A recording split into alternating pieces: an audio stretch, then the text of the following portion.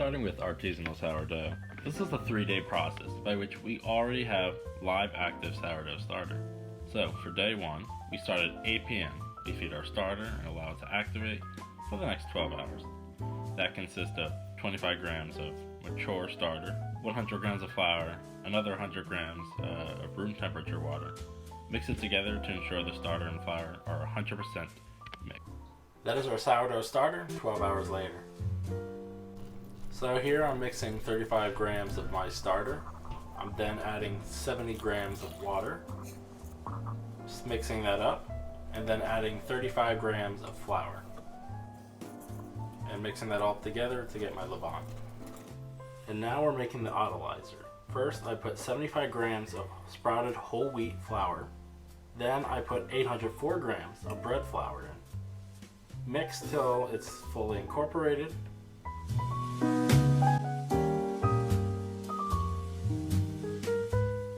Then I add 660 grams of water heated to 90 degrees Fahrenheit. Pour it in, and then I will mix it. Mix so all the flour is hydrated.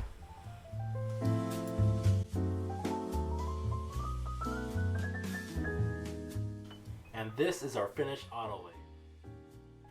So this is the levain after it rose for 6 hours.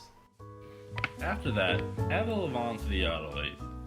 And then add 18 grams of salt. Dimple it into the dough with your fingers and incorporate them together. Add 20 grams of room temperature water and begin to mix thoroughly by hand. This should take about 1 minute to combine thoroughly. Second, pour what will be a wet sticky dough onto your counter or wood board and begin the slap and fold process.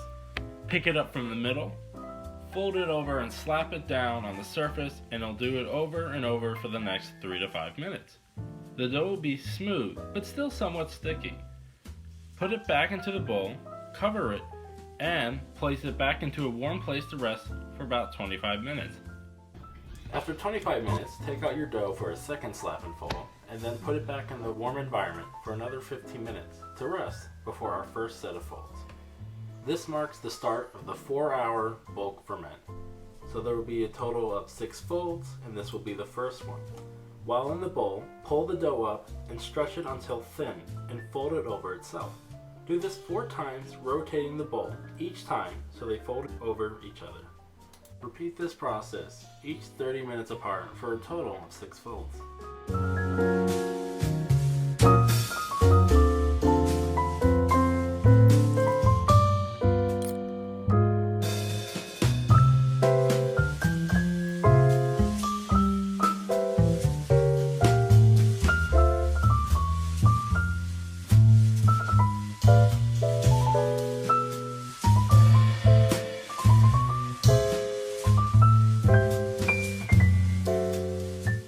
After the last 2.5 hours, we take out our dough onto an unfloured surface and cut it in half to create 2 separate doughs.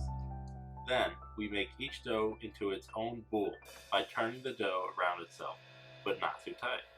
Then, leave it to rest for 20 minutes uncovered. Flour the top of the bowl. Then, flip the dough bowl over. Then, fold bottom up to center.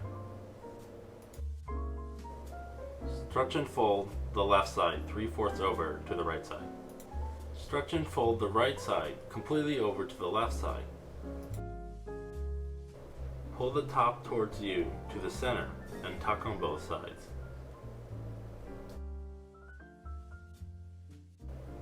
Carefully grab the sides and cross them over each other at the top, middle, and bottom of the dough.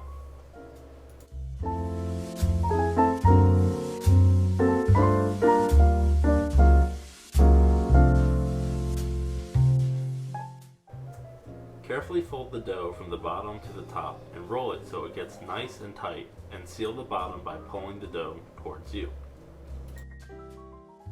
Lightly flour a Benetton or bowl and put the dough seam side facing up. Repeat this process for the second bowl and put the doughs in their Benettons and then into the large plastic bags and put into the refrigerator for a minimum of 12 hours to bake the next day.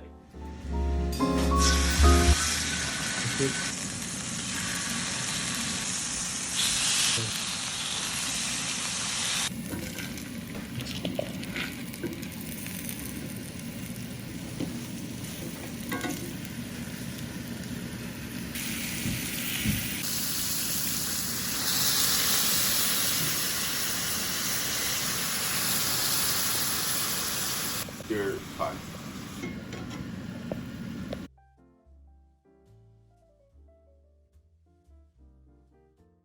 We preheated our Dutch oven pot in a 500-degree oven for a minimum of 45 minutes. Then, gently dump your dough from the Benetton onto a piece of parchment. Lightly dust off the flour. Using a knife, we put a slash through the dough. While it gives a great look, its purpose is to give a place for the steam to escape. Then gently place your dough into the Dutch oven. Then place the lid back on. After baking with the top on for 30 minutes, take the top off to cook for another 15 minutes. The bread is now done cooking and must rest for 3 to 5 hours before cutting into it.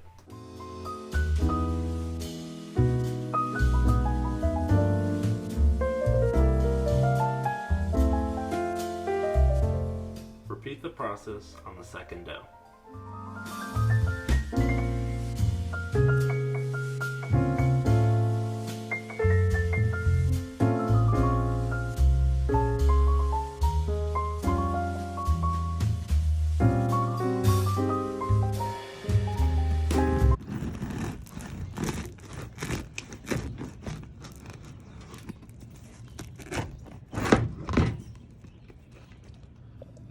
Nice.